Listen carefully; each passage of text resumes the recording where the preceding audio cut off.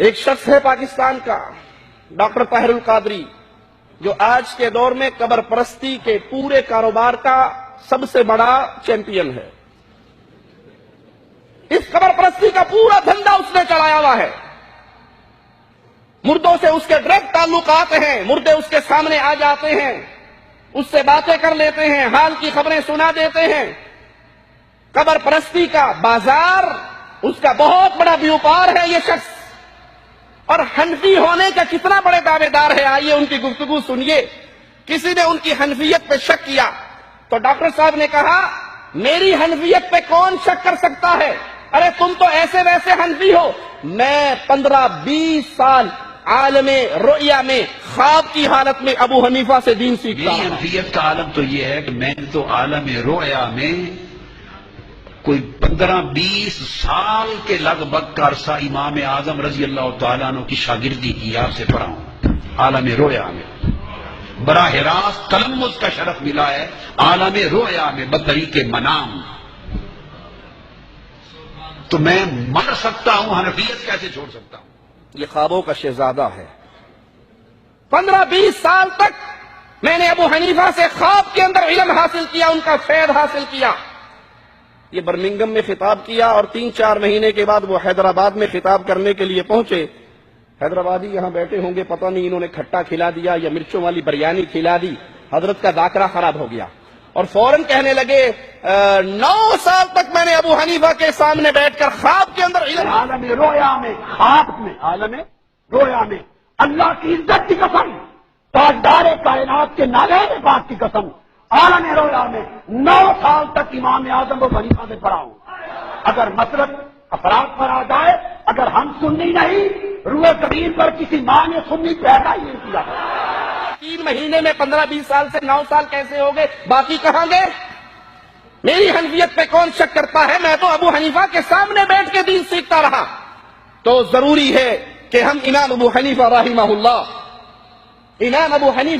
اللہ ان کے عقیدے کو سیکھیں، ان کے عقیدے کو سنیں، ان کے عقیدے کو بیان کریں، اور پھر ان قبر پرستوں کو سنائیں کہ اللہ کی قسم اس قبر پرستی کے سارے دھندے سے، اس بدعقیدگی کے سارے کاروبار سے ابو حنیفہ رحمت اللہ علیہ کا کوئی تعلق۔ ابو حنیفہ اہل سنت کے امام تھے، جیسے امام مالک اہل سنت کے امام، امام احمد اہل سنت کے امام، امام شافعی اہل سنت کے امام، ابو حنیفہ اہل سنت کے امام تھے۔ اور ایک بات اور بھی بتا دوں، آج لوگ غیر مقلدیت کو بڑی گالی دیتے ہیں۔ غیر مقلد ایسے ہوتے ہیں، حالانکہ ہمارا نام غیر مقلد، اور مقلد کی الٹ بھی غیر مقلد ہوتی ہے۔ ابھی دن ہے یا رات؟ دن ہے، اس کی الٹ کیا ہے جی؟ غیر دن تو نہیں ہے، دن کی الٹ غیر دن ہوگی نا، رات کی الٹ غیر رات۔ ایک صاحب مجھے فون کر کے اکثر میری نیکیوں میں اضافہ کرتے تھے اور گالی گلوچ دیا کرتے تھے، میں سنتا رہتا، بیچارے کو جواب دیتا رہتا اس کے مسئلوں کا، لیکن اس کا فون اٹھاتے غیر مقلد صاحب کیا حال ہے؟ میں تنگ آ گیا، انسان ہے آخر کیا کرے گا، کب تک سنے گا؟ میں نے کہا بھائی مقلد کے الٹ میں محقق ہوتا ہے، متبع سنت ہوتا ہے، غیر مقلد نہیں۔ نہیں تم نہیں مانتے، تم ہو غیر مقلد۔ میں نے کہا آپ انسان ہیں؟ کہتا جی میں انسان ہوں۔ میں نے کہا حیوان تو نہیں ہے نا؟ کہا نہیں۔ میں نے کہا غیر سور صاحب کیا حال ہے؟ کہا یہ کیا بدتمیزی ہے؟ میں نے کہا غیر انسان کا الٹ غیر انسان۔ اب سور نہیں ہے تو غیر سور ہے، اب شیطان نہیں ہے تو غیر شیطان ہے، اب ابلیس نہیں ہے تو غیر ابلیس ہے۔ اس کے بعد الحمدللہ دوبارہ فون نہیں آیا۔ آپ کا یہ کاروبار ہے، آپ کا یہ دھندا ہے، آپ امام ابو حنیفہ رحمہ اللہ کے نام پر یہ کاروبار کر رہے ہیں۔ غیر مقلدیت کو گالی دینے سے پہلے رکیے۔ اشرف علی تھانوی صاحب خود لکھتے ہیں کہ امام ابو حنیفہ غیر مقلد تھے۔ جادو وہ جو سر چڑھ کے بولے۔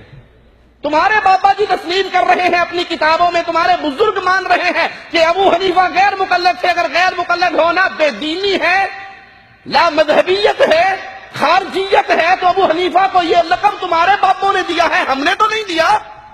ابو حنیفہ اہل سنت کے امام، ابو حنیفہ رحمہ اللہ، جب ان کے عقیدے کی بات آتی ہے، ان کا چولا پہننے والے پھر اس چولے سے بھاگنے کی کوشش کرتے ہیں۔ اگر نہیں یقین تو یہ ہمارے ہاتھ میں ہے، علماء اہل سنت دیوبند کے عقیدے کی کتاب المہند علی المفند، اس کو چھاپا ہے ادارہ اسلامیات انارکلی لاہور میں، اور یہ تالیف ہے خلیل احمد سہارنپوری کی۔ اس کے اندر وہ سوالوں کا جواب دیتے ہوئے پہلے سوال کا جواب دیتے ہیں، آئیے سنیے، ہم اپنے پاس سے نہیں کہتے، آپ کی کتاب سے آپ کے حضرت کی لکھی ہوئی عبارت سناتے ہیں۔ کہتے ہیں ہم جواب شروع کریں اس سے پہلے جاننا چاہیے کہ ہم اور ہمارے مشائخ اور ہماری ساری جماعت فروعات میں مقلد ہیں امام اعظم ابو حنیفہ نعمان بن ثابت کے، اور اصول اور اعتقاد میں ہم پیچھے چلتے ہیں امام ابو الحسن عشری کے اور امام ابو منصور ماتریدی کے، اور طریقہ ہائے صوفیہ میں ہم کو انتصاب حاصل ہے سلسلہ عالیہ نقشبندیہ، طریقہ زکیہ مشائخ چشت اور سلسلہ قادریہ سہروردیہ، ہم ان کے ساتھ چلتے ہیں۔ صرف مسائل ابو حنیفہ رحمہ اللہ سے لیتے ہیں، عقیدہ ابو حنیفہ سے نہیں لیتے، ابو منصور ماتریدی سے لیتے ہیں۔ ابو حنیفہ رحمہ اللہ کے عقیدے میں کیا خرابی تھی جو آپ نے ان کو چھوڑ دی؟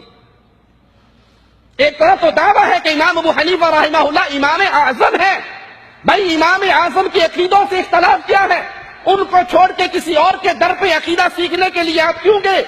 کیوں ابو منصور ماتریدی کے پیچھے چلے اور کیوں اشعریوں کے پیچھے چلے؟ ابو حنیفہ رحمہ اللہ کا عقیدہ کیوں نہیں لیا؟ اس لیے کہ ابو حنیفہ رحمہ اللہ عقائد کے معاملے میں اکثریت ان کے اقوال اہل الحدیث کے موافق ہے، اہل السنہ کے موافق ہے۔